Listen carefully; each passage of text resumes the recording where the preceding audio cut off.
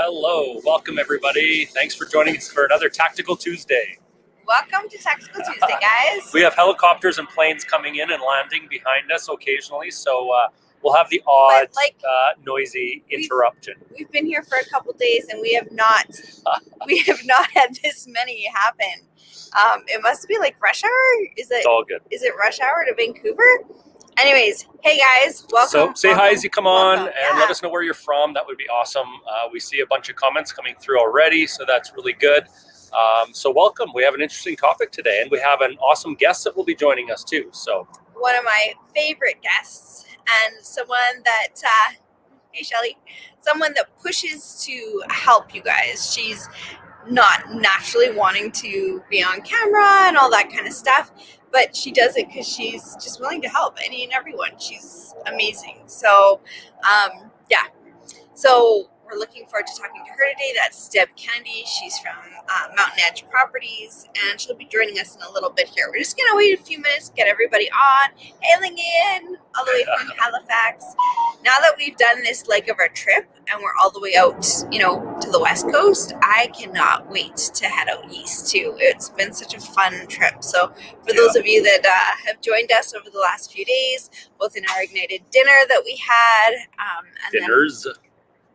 Dinners. That's right. We've done 2 dinners, and then we've done one meetup in the park, and it's just been a ton of fun. So great to meet you all. And hey guys. So if StreamYard asks you, as you can see, we're starting to use a new format. So if StreamYard asks you if you want to give them permission to use your name, it's so that when you comment, we can actually see who is commenting. Because right now, sometimes it comes up just as Facebook user.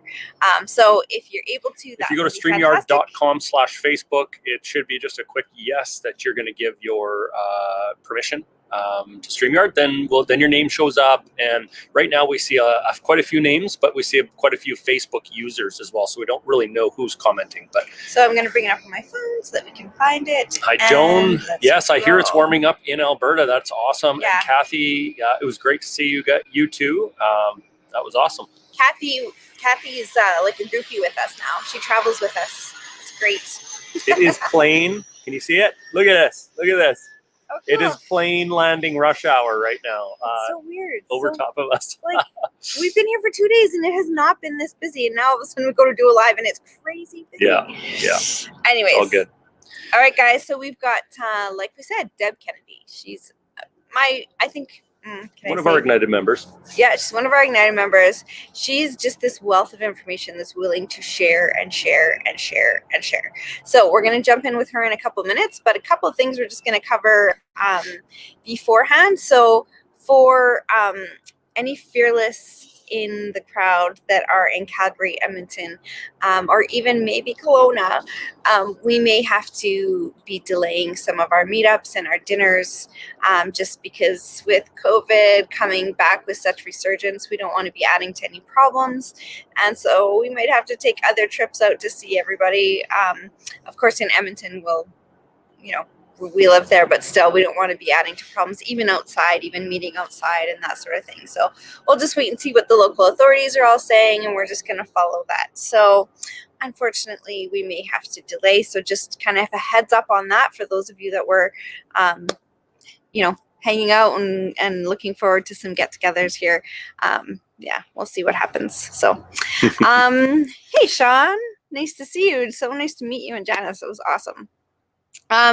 So guys, we we've got this environment coming up. We've got this situation we know is going to start turning here.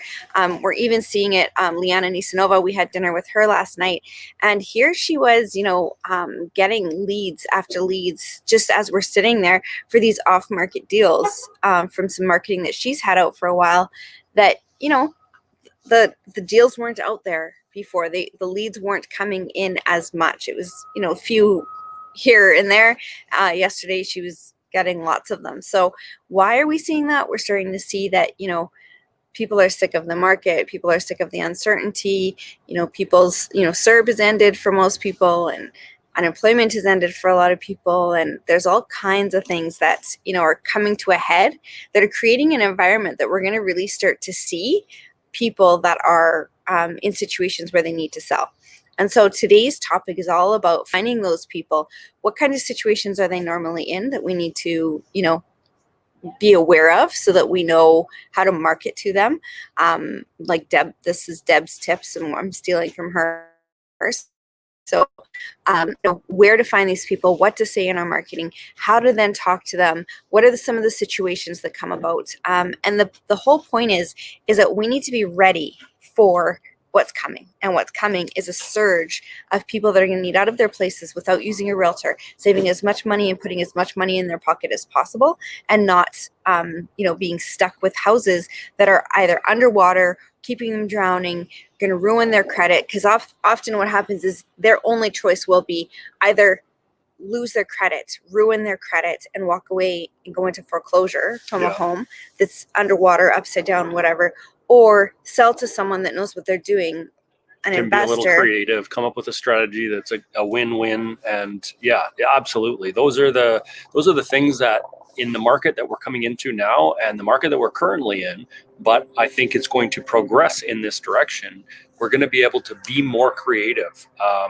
Markets across the country for several years have been significantly hot, and that makes it more difficult to be creative because sellers don't need to be creative. They can just put it on the market and sell it.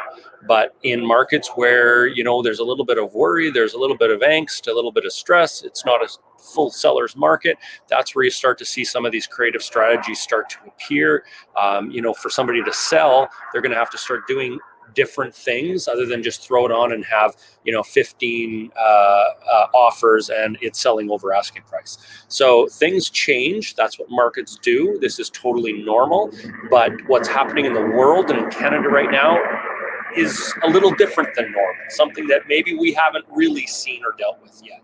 But what does that do?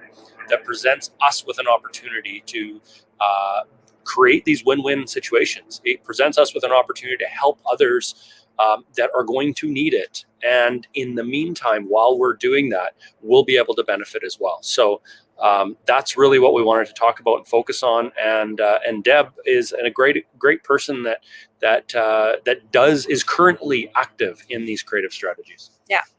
All right, so let's talk to Deb. Let's see if we can break. No, not yet, eh? No, we got to wait. So there's a little bit of a connection problem there, I think. Yeah. We're just waiting for Deb to clear that up, and then we can bring her on and we can get going with finding out a little bit of insight from her point of view. Is that a Zoom background? Nicole says. No, that's like real background. We're actually here. And you know what? It's a little bit chilly, but not really. So it's kind of. We got a little heater underneath us. Oh, and I forgot to turn on the fire. Maybe I should just do that. I noticed that too, yeah. Our propane got used up at. So who is in a position where that there's in your market going to be, or in a market that you're going to have access to or can have access to, because of course we can have access across the country.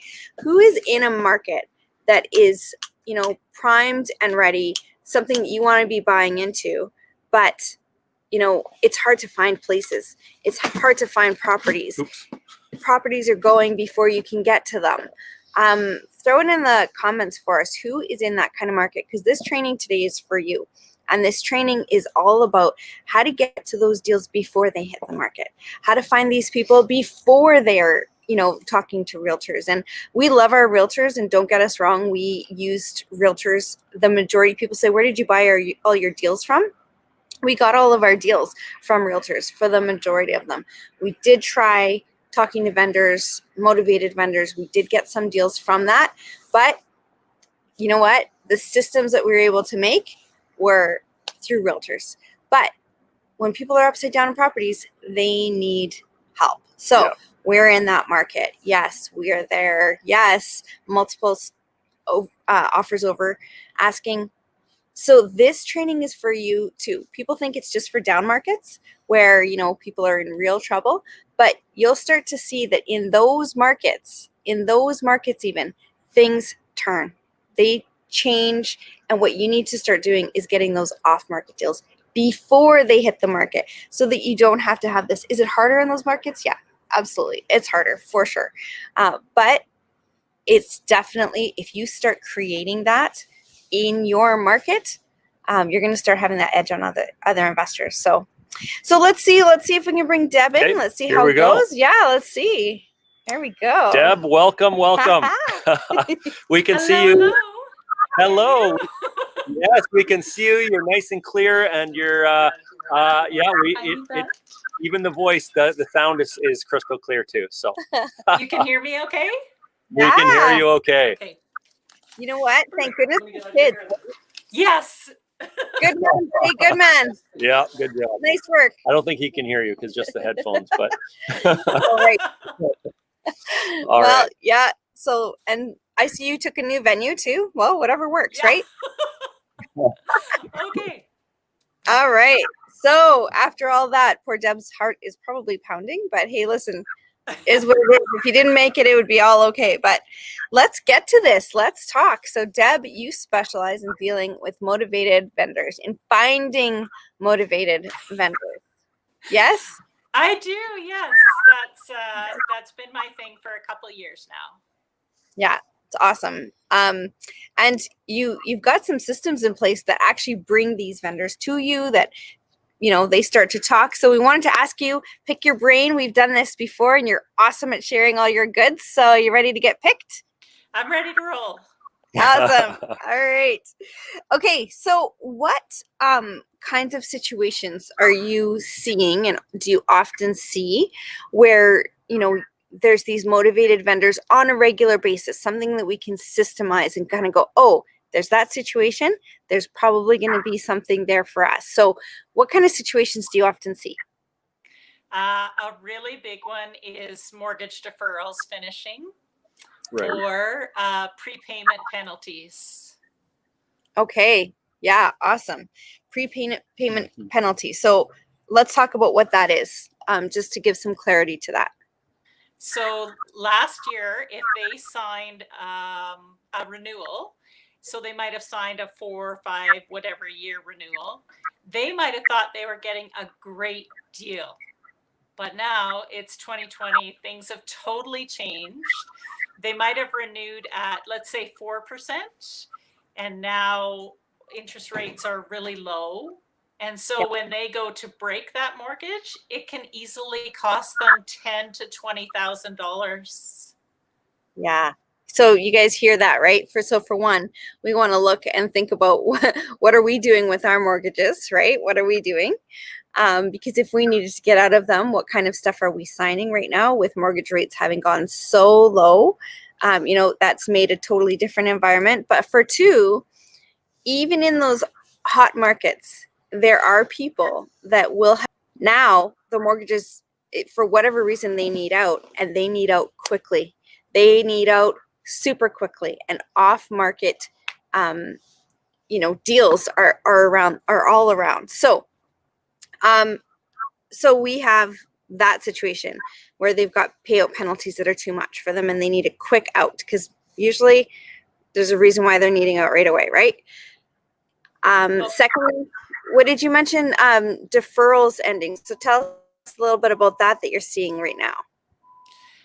So if they signed a mortgage deferral and they have a lower income or no income, or they were relying on CERB, now CERB is ending, mortgage deferral is ending, so they have low or lower income, and now their expenses are all back.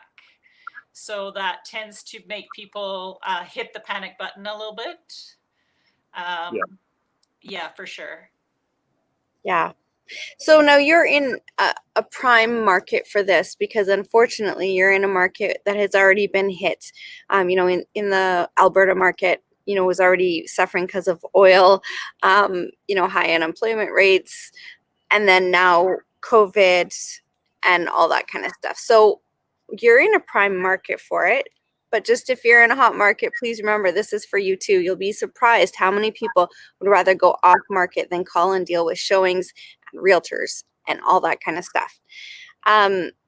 So what else do you see? Those are probably things you're seeing a lot lately. And then there's things that we see in general in real estate from motivated vendors, like at any time, whether it's in a good market or a bad market. What are some of those situations? Let's see. So in any kind of market, there's the divorces. Mhm. There's the estate sales. What else is off the top of my head here? Right now, I'm actually seeing a lot of people who want a faster, easier solution for like selling during COVID, but safely. So how can I sell my house quickly with minimum number of people coming into my house? Yeah, Mhm. that makes sense. That makes sense. Yep. Awesome. Okay, so divorces, estates, those who've, run out of CERB, who've their mortgage deferrals are ending, those who have major high payout penalties. So those are some of the situations, guys, that you want to be watching for, even in hot markets, selling safely, having somewhere, again, with people not going through their homes. I've actually heard of that a number of times too lately. This whole situation, as terrible as it is that we're in, at the same time, there's always opportunities. Just sometimes we have to be alert to it.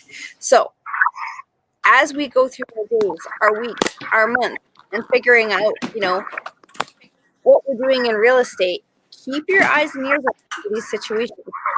You heard that someone's getting a divorce. Do you know how many people in divorces are just like, we just want out. We just don't want to have to talk to each other again. We just want out really fast. I love that your kids are helping you. That's so awesome. Well, he also left me with no battery. Sorry. I'll be on your way as soon as possible. Good, Matt. You're good. Come get me if you need me. Okay, it's all good again. Poor Deb. Oh boy. The joys of being live, hey? Right? Yeah. You're doing awesome. So there's a few questions that are coming through, Deb, and we're going to get to those, guys. So so for example, one of the questions is, how do you watch for a divorcee seller? How do you find them? Where do you advertise? Those sorts of things. So we're going to touch into that. And that's actually our next question. Okay, perfect. Yeah. So I guess the point from this point so far is there's a lot of reasons why people might not just sell the regular way, that are looking for other options. They're looking for more creative strategies. They're looking for stuff that is not just the total norm.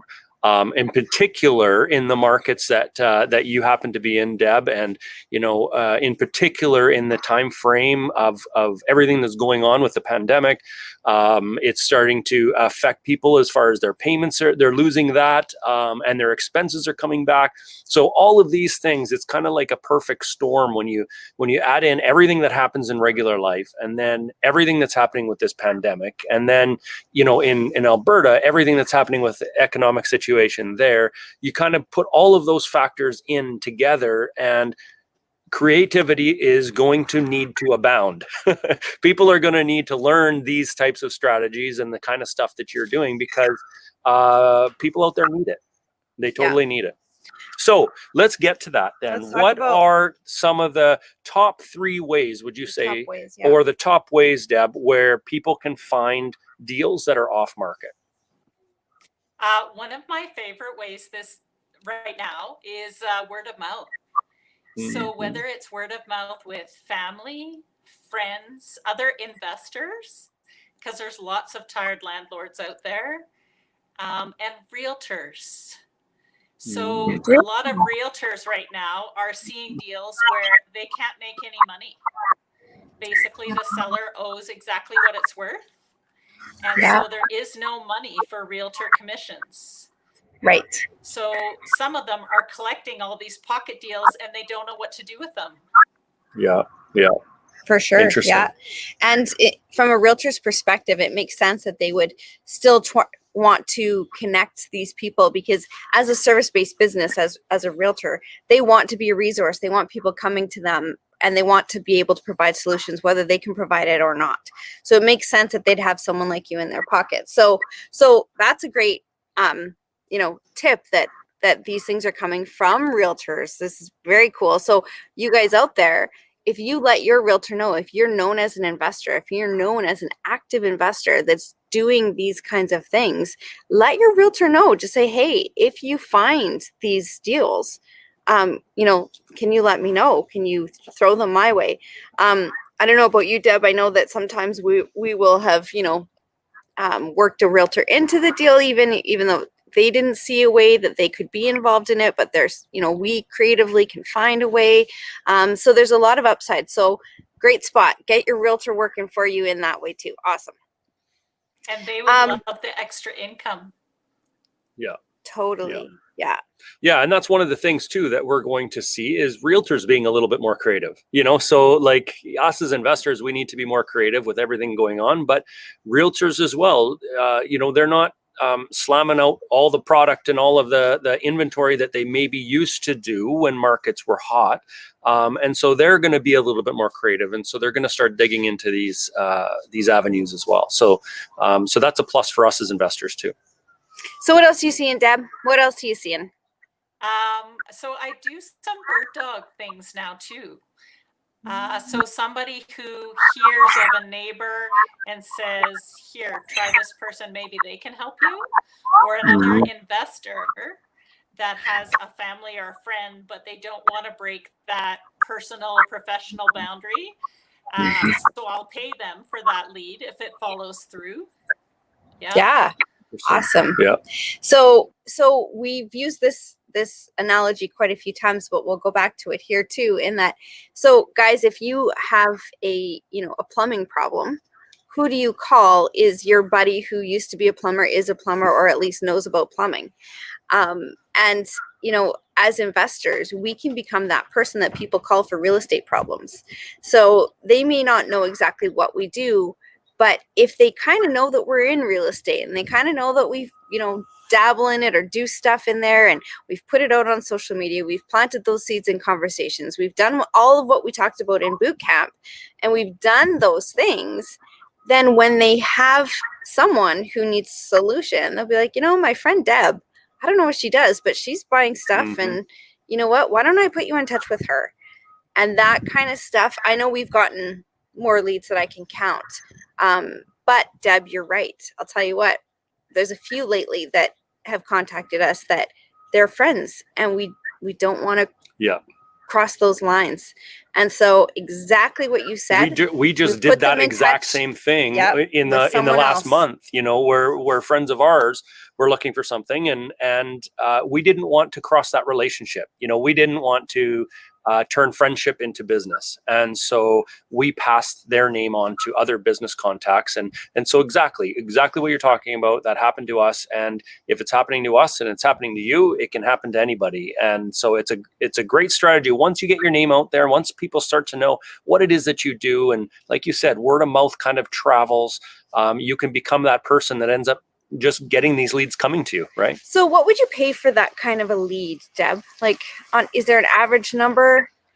So typically I just pay $500 for a lead, but not for, I drove past and saw that the driveway hadn't been mowed, or shoveled. Right. Or if you live somewhere better, maybe you drove past a yard that the lawn hadn't been mowed. Right. Yeah. So but if they give me a lead, sorry, go ahead. If they give me a lead and it follows through, so basically all the conditions are released, then I pay a flat $500 fee. If it's a realtor, I'd usually double that. If they've done nothing other than pick up the phone and then pick up the phone and call me. If they already have it listed, then we have to negotiate a bit more because they've already put some work into it. Yeah, for sure. And like Sean MP, he made a comment here too, and he says, well, they also, you know, in passing on a client, they might be able to get these people into their next home or whatever it might be. So there's other things in it. Now, again, we're not talking about people that are, you know, in a position to be able to do a traditional sale. Most of these people are in a tight position for one reason or another. It might be emotionally and personally, they just want out, or it could be, you know, otherwise, right? So financially. So okay, so what else do you do to find these people? So word of mouth, bird dogging. So you pay other people. Do you let them know that? Do you say, hey, if you bring me a lead, I'll pay you? Yep. Oh. And I let every client that I've worked with know that I will do that as well. So if they had a good experience and they tell their friend, I'll give them $500. Mm-hmm. That's awesome. Awesome. Okay. So bird dogging, referrals, realtors. What other ways are you finding these motivated vendors? So one way that seems illogical and old-fashioned is targeted mail. Everybody's Okay. at home right now. Oh, interesting. Yeah, awesome. So what kind of mail? What do you send? So I'm not sending like blanket to like 2,000 letters to such and such a postal code. I'm really targeting houses that I've seen, areas that I really want to get into. Maybe someone that's listed with Purple Bricks or 1% Realty or for sale by owner. So if they're having trouble, then they'll follow through with me. Yeah. So there's another tip, Deb tip, that's amazing, because when you see these for sale by owners, Purple Bricks or whatever it might be, it's often an indication of one, money may be tight, and that's why they're not using a traditional realtor. For two, they probably are also having a harder time selling than if they had been using a traditional realtor. So those are some good places. And especially if you see that those houses then that have those signs also look not necessarily upkept, that's another often a good sign that someone is tired of that place, tired of the situation, tired of something. Oh, definitely. Yeah. All right. And just so everybody knows, you know, Purple Bricks, I always see a couple questions. What is Purple Bricks? It might not be across the country, I don't think, but it's a for sale by owner type of listing, right? So like it used to be called Comfrey. Yeah, Comfrey I think got bought so. out Something along those by lines. Purple Yeah, Bricks, yeah. So if you don't have that particular brokerage in your part of the country, something similar. Those types of brokerages exist all across the country. So yeah. Oh, there you go. So Grant, of Yeah. course, Grant's got it. So Grant's all, and they're saying it's in Ontario as well. Yeah. Okay. Okay. So Deb, let's say that these letters that you send out directly to these people that, you know, are targeted. So you're not just doing one of those, you know, 2,000 letters like you said, but you sent specific letters to specific people or houses. How many of those are coming in with what you would say is, you know, a decent lead that get back to you? So for every 100, I guess, that I put out, I probably get 10 back, but they're super qualified. Like they're motivated enough to pick up the phone, get out of their comfort zone, talk to this complete stranger, not really understanding what I'm offering. That's awesome. So like 10% return that's pretty amazing. If you're sending out 100 letters, you're getting 10 back. Wow. That's really amazing. So so they come to you, and they like we had a question earlier from Sean, and it's one of my questions that I didn't know how to deal with. And I know we've talked about this before, and you've got some great ways of doing it. So let's hit that now. You know, when you do talk to these people, let's say they're in a divorce, let's say it's rough, let's say that they are, you know, upside down on their house or behind on their mortgage payments. Like, this is embarrassing. This is emotional. This is sensitive stuff.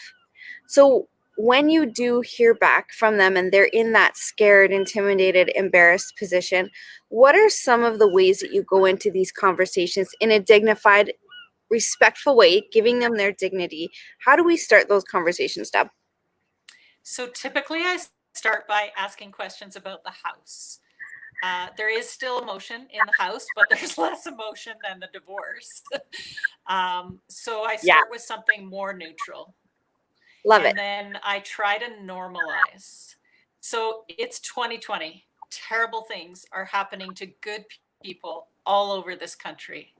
Yeah. If I can help them, let's figure out a way to make it work. So I just make it very matter of fact. You're not the only one. It sucks. I totally get that. Let's see if we can figure it out.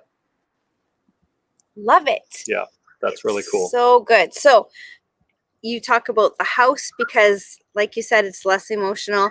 And I assume that when you're having these conversations and you're getting them talking about something less emotional, you're starting to be able to build a trust with them where they can see your professionalism and you're just ignoring the elephant in the room, which is how uncomfortable they are. Yeah, if I need to, I'll deal with the elephant. But if I don't, then I just keep going as if I see this every day. It's a normal business transaction. Let's see what we can do to get you moving on with something better.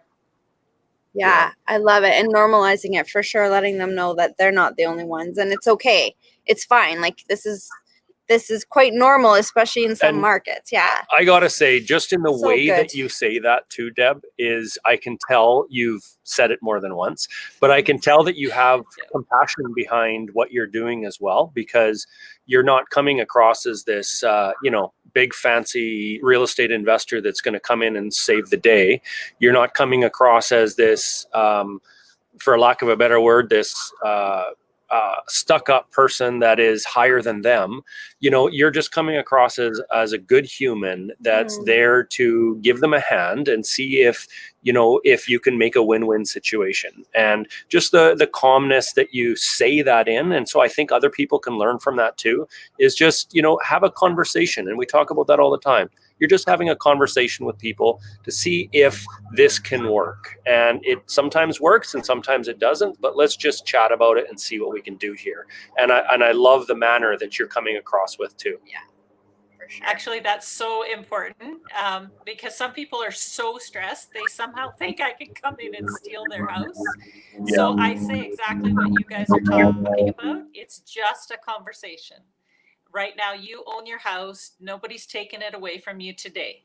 Let's just explore the one or two options or whatever that I have to offer them. Yeah, absolutely. That's awesome. It's awesome. Love it. So we had a couple questions. What do you put in your letter? Oh, so I never, ever, ever say that I'm an investor. That's a big point. Yes. How do I know this? I made that mistake. Right? Interesting. Love it.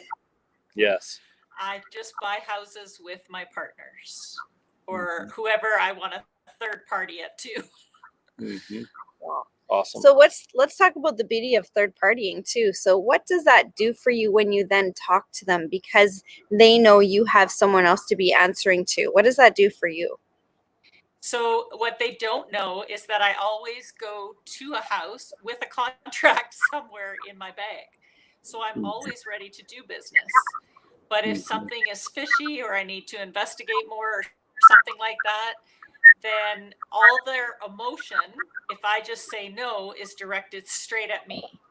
If I say I need to check with my partners before we move forward on this, everybody understands that. That's just business. Yeah. Beautiful. So love it. It lets us go in and talk about these sensitive situations, create these relationships with people, but it gives us an exit in a way that we allow them their dignity. It's an amazing strategy in all parts of real estate. I'm just thinking, with, like, for example, Tiffany, when she's dealing with her tenants, she does the same thing, and what it does is when you third party and you put the responsibility on somebody else's shoulders instead of your own, you're now their friend trying to advocate on their behalf and convince that other third party that this is something that we can do together. And that is a great strategy to use in communication. For sure, yeah. So, all right. So, how much time goes by? So, I know that when I sent out letters, way back when, and I was actively looking for motivated vendors, we were sending out letters on a weekly basis. And I think we sat there for, I don't know, a good 6 or 7 weeks, and no one got back to us. And I just thought, wow, well, that was a complete waste of time, energy, and money. But it did come rolling in. So for you, I'm sure you've got your systems down pat more than I ever did. How long from when you start this process do you usually hear from them? Is it right away, next day they call you? Not necessarily, no. So I send out a lot by online advertising, and I send out mail. So let's say for the mail, if I send out 20 letters, it might take a week or less to get the first couple of people calling. And then it might take up to a month for the rest of them. So people who maybe are checking on an estate property once every week or once every couple of weeks. So by the end of a month, I tend to figure, okay, most of those are done. But sometimes 6 months later, somebody will pick up the phone and say, hey, I got your flyer back in January. Really? Yeah. That's awesome. Right? That's what we found, is that it was like it wasn't immediate necessarily, but it would come up, and you know what? They'd be like, oh yeah, I got your letter. And I'm like, what letter? Like, by that time, sometimes I hadn't sent letters for a long time, but they're like, we got your letter and we wanted to talk to you. So what I love about what you just gave us was, the hardest part for me when I was doing that was, I didn't know what to say to them once they did call me. I didn't know how to start that conversation. I was more uncomfortable with it because I know that they were in a tight position. I was more uncomfortable with it. So I love that you say go straight into the house. It's something, unemotional. Then normalize them and just let them know, look, this is normal and no problem. Let's just move on. Let's move you on to a better place, get you off, get this burden off your shoulders, and move on. So that's awesome. I love it. I think somebody was asking what I put into the letters. So in the envelope, there's a letter and a flyer, because chances are really good they're going to throw that letter out, but they might keep the flyer. Interesting. Yeah. Mm-hmm. Good call, for sure. So, so on your flyer, I know you said you use like a 5x7 kind of postcard. Yeah, 5x7. So it's not necessarily just a normal letter. It's not a postcard size. It's a little bit different, kind of cardboardy. Probably grabs their attention a little bit that way. What does it say on there? That catches people's attention? So I always address it to the homeowner, because if it's just a tenant, that's not going to help me. But the other thing I've started trying to do is put stickers on it. It's something that's going around in some of the marketing circles. So I figured I'd try it. I don't know if that's what's making more people open it, or if it's just more people are seriously in need of creative buying. Mm-hmm. Yeah. Interesting. I love it. Sorry. I was just saying, could we go through some of the questions and the comments? Yeah. Okay. I just wanted to share a couple of the comments first with you, Deb. Right here, Nicole said, good human right there. And actually, there's been a few people that said that. Stacy said that as well. And so a lot of people love the fact of what you're doing, and it's there to help people. And, it's not just about you, it's about helping others. So that's pretty Sam cool. had a question. He says, what do you think that, the tips are that get you the 10% to respond? Oh, good question. In my letter, I say this is who would be most help. I forget how I word it. This is who it could work for, something like that. And I specifically say, okay, if you have no equity, but I don't use that word. I specifically say things like, if you inherited a house, but there's no money in the estate to fix everything. If you, so basically I list, okay, here's who I'm talking to. So if people identify with one of my targets, then they're like, oh, that's my situation. Then they're more likely to take a second look. Yeah, that's awesome. I Okay, love cool. it. Okay, so so just another on that same thought. I'm not sure who it was, but another question about the estate properties. So how do you find out that an estate is being sold? Is that through the real mostly? Yeah, so people who are selling an estate are tired. So they've already dealt with the grief. They might have already been dealing with elder care for months, maybe years. They're already burnt out from all of that. So they're looking for quick, easy, let's just solve this. What can you do to deal with like all the stuff? So some people want to go through every last thing. Some people are like, I'm not dealing with 30 years of stuff in Auntie Sue's house. Yeah, for sure. So when you're talking to those people in particular, I know we've talked about this before, so I know the answer, but I'm just going to ask you anyway. So you often, how do you make their problems go away? People in estates that are specific to those kinds of stresses. What do you say to them? So first of all, I've learned to get probate out into the front really early. So how many people are involved in the state, and do you have probate? So basically, if I'm dealing with 6 kids, chances of them all agreeing on any price are close to 0. If I'm only dealing with 1 and they have probate, then it's golden. And then you got everything in between those extremes. Love it. So, and explain, what is probate? Sorry, before we get to that one. Probate just means that whoever's in charge of the estate has officially been approved. The will has been approved, and it's basically stamped by the courts. So they now have the right to sell that house. Yeah. So these aren't people that are just kind of inquiring and and curious. These, they might be when they first call you, but you're letting them know that it has to get to a certain point before you'd be able to be involved, and that helps for you to filter out and manage your time. Yeah, in a hotter market, you could put in an option to purchase, and then the option, or even a condition, pending lawyer's approval of probate. But in my market, I'm not wasting time on people who are just kicking tires. Yeah. Awesome. Makes sense. Great questions that are coming in. So Lingy, and how frequently do you send your emails to the same properties? Mail, not email. Sorry, your mail. Your mail. So do you send multiple times to the same property? So if they ever call me back or email me back, then I'll follow up. Initially, the follow-up is 2 weeks, and then a month, and then every month or so. If they never respond, unless I'm gaga over that property, I just leave it alone. Okay. If it goes off the market and comes back on the market, then I list it, or then I send them another letter. Yeah. Awesome. Okay. Yeah. Awesome.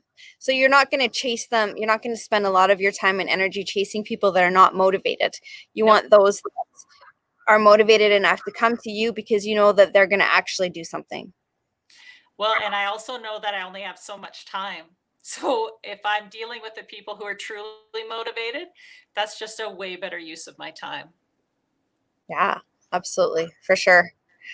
Solomar had a question, and someone else had the same question. Yeah. So that there we go. Yeah.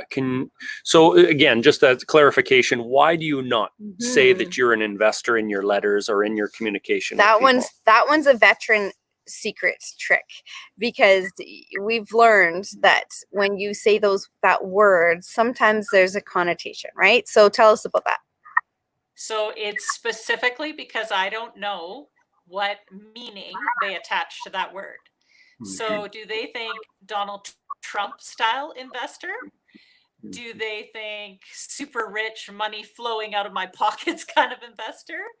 Yeah. It's just got so many, you're rich, you're trying to take advantage of me, all that kind of stuff attached to Yeah, it, that then absolutely. I have to spend my time backpedaling.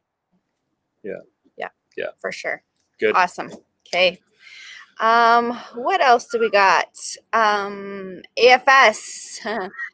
Someone got a question of AFS right away. Does it work for estate sales? Don't they always want to be cashed out? So one of the hardest things I have to learn and relearn and practice is not to make assumptions. So everybody sells for different reasons, for different prices, and you don't know until you start talking to them. But more importantly, until you start listening to them. So yes, the estate can hold it. Check it all with your lawyers in your province, all that kind of thing. I wouldn't let it go for too long, but is it possible to hold it in the estates while I do renovations for a flip? A lot of estates would hold it for a year. Yeah. Okay. I love cool. it. And you taught me that, Deb, when we first started having this conversation, when I first interviewed about this, when I said, I feel guilty talking to people in COVID. I feel really guilty because I feel like I know that I'm providing them a solution, but at the same time, I just feel really bad that they're in that solution or situation. And you said to me, I didn't cause that. Okay, yeah, say it again. You'll say it best. So I even have to tell people this now. I didn't cause COVID. I can't fix COVID, but maybe we can fix the house problem. I love it. And that goes for, an estate, a divorce, an upside down house, a bad market, loss of employment, all of those things.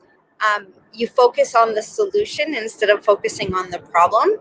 And to me, that's super, super powerful. Let's see, what questions do we got for you? Right here. How often do the 10% that come back to you? That was what, actually, Shelley, that's one of my questions for Deb as well. So the 10% that comes back to you, how many of those turn into a deal? Maybe only one or two. Yeah. So a lot of people over the summer, especially, were still saying, okay, I've got my mortgage deferral, I've got my CERB, I'm okay. Houses are still selling because I saw it on the news.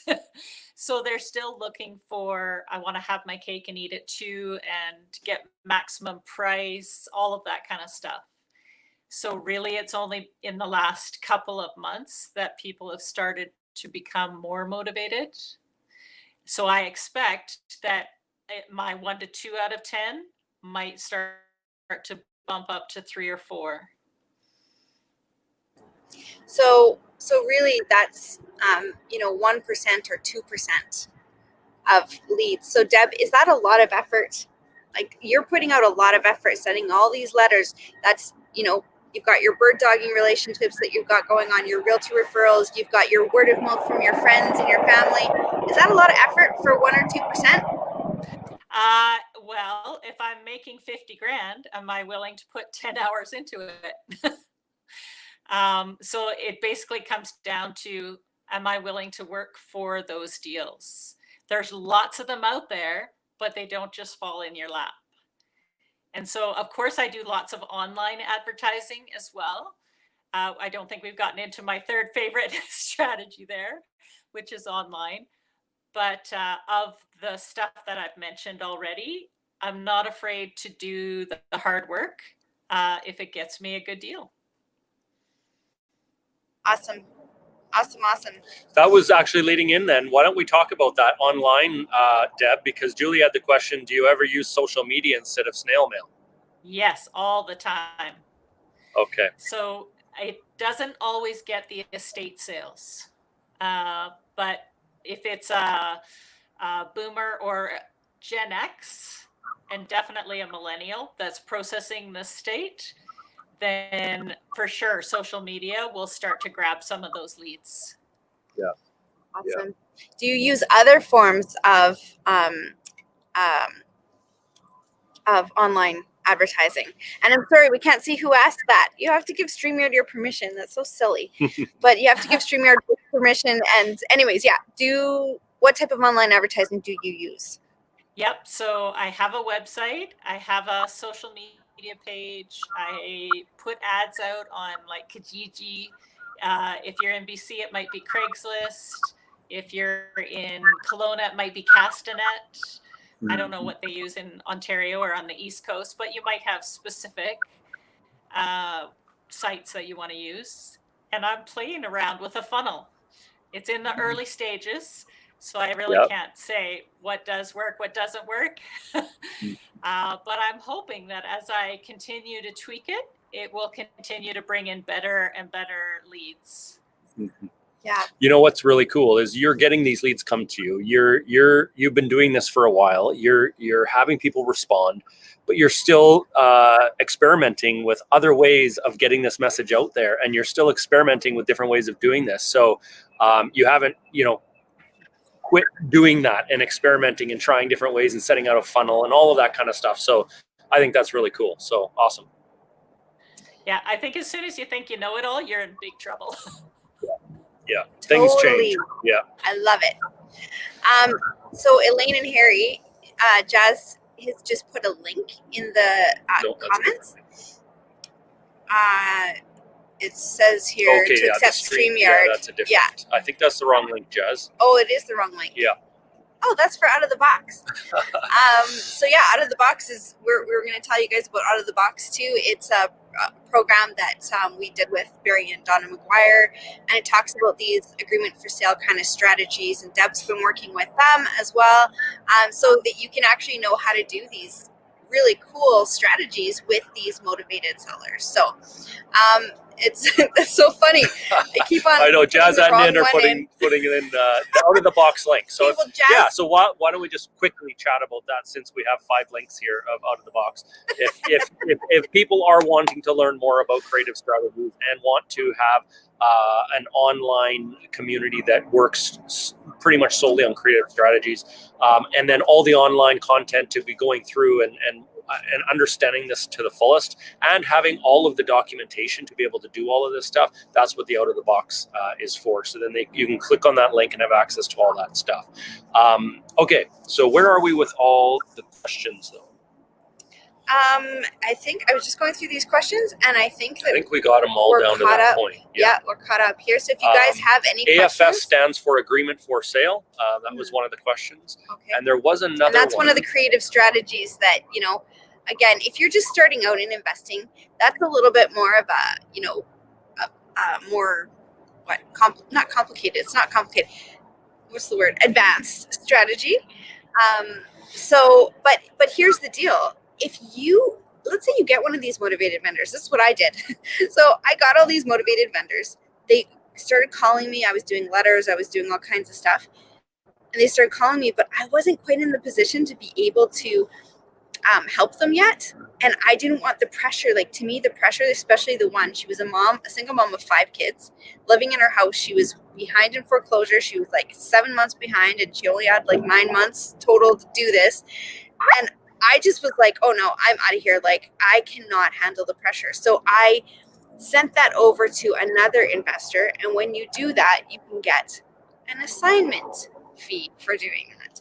So he took care of it. He went and bought the house. I think he still owns it. Last time I talked to him, he did. And took care of things in the way that he knew how. So I still created those leads, but I started to actually create a little bit of an income off of it as well for those deals that were too complicated for my simple experience at the time. Yeah. Awesome. So I just wanted to comment too on this comment here Victoria made. The goal isn't for us to become rich, but to help people get out of holes. So absolutely, we're there to help people get out of holes. We're there to help people through the situations they're dealing with.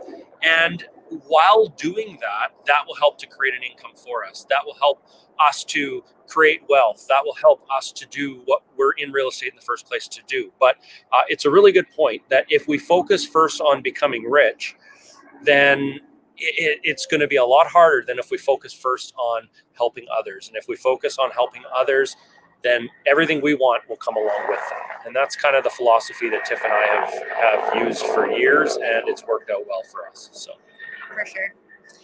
Okay, so a question came up. Can you ask for an assignment fee in that case? Yes, absolutely. You can ask for an assignment fee. Deb, do you do assignments as well? I know you've had some good deals that you've done all the work. You've found the lead. You've negotiated. You've dealt with the people. You've created that relationship. You've gained their trust. You've found a win-win solution. And if it doesn't fit in your portfolio or for whatever other reason, what do you do with those deals? So I totally wholesale deals. So if I have everything all tied up in a pretty little bow, I have all the documentation, I have the contract signed, then I assign it. Otherwise, if I'm just passing on a lead, then I would call it just bird dogging it, because I haven't really done anything to get the deal closed. All I have is someone who's motivated. I'm just passing on a lead, not a deal. Yeah. And here's the difference, because I see there's a couple questions about it, is in an assignment, you are negotiating that deal like Deb is talking about here. You actually have that deal on paper, and then you sell that deal to somebody else. So that's different than what a realtor does, and a realtor gets paid a commission for assisting somebody, a seller or a buyer, but you're not doing that. What you're doing in this case is you have that property under contract, and then you sell that contract to somebody else. And so it is different than what a realtor does, and that's why you don't need to be licensed to do that. So good. Okay. So I was just going to take more questions, but you know what? Yeah, we're running out of time. Unbelievable how quickly an hour went by. Yeah, absolutely. That is unreal. I can't even believe it. So, so Deb, maybe we'll have to bug you again. This is what I'm saying, guys, at the beginning of this. Deb this is not her favorite thing to do, to be on camera and to be doing this, but she does it only for you guys. Like, she really does only for you guys. So, anyways, you're awesome. Thank you, Deb. So if you guys want to get in on some of those deals with Deb, if you are looking to joint venture with people, Deb's always got these great deals coming down the pipeline because she's got this systemized approach to it. So she's always got something coming up. Wholesaling, if you want any of that stuff, look for Deb, Mountain Edge Properties. She's got a website. What's your website, Deb? So for my investors, it's mountainsedgedevelopments.com. mountainsedgedevelopments.com. All Perfect. right, It's Mountains Edge. Yes, with an S. Oh, Yeah. we did it wrong. Sorry. Okay. Okay. But yeah, get in touch with her, you guys. She is such a natural. See? Yeah, everyone's coming in saying, thank you so much. Thank you very much. Totally great to hear your input. Thank you, Deb. Great info, Deb. You're such a natural, Deb. So yeah, people do appreciate the information. We thank you for being so open and honest about it, and sharing some of your strategies, and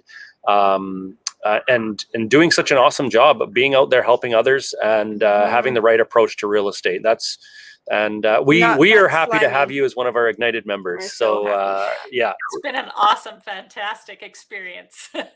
Awesome. Yeah, us too. Okay, well, we're going to jump over into Laser, so we'll see you there. We have the mortgage brokers coming on tonight in Laser. So thanks again, Deb. Thank you guys all for joining us, and we will bug Deb again to maybe join us Deb in another December time. could be the name of a title or something. Deb in December. We'll see. Poor girl. She's like, yeah. Okay. Anyway, well, thank you again. We appreciate it, and everybody else does too. Yeah. So thanks we'll for joining us, everyone, week. on our Tactical Tuesday, and we will see you next week, same time, same place. Cheers from Victoria. Okay. See you guys. Right there. Yeah.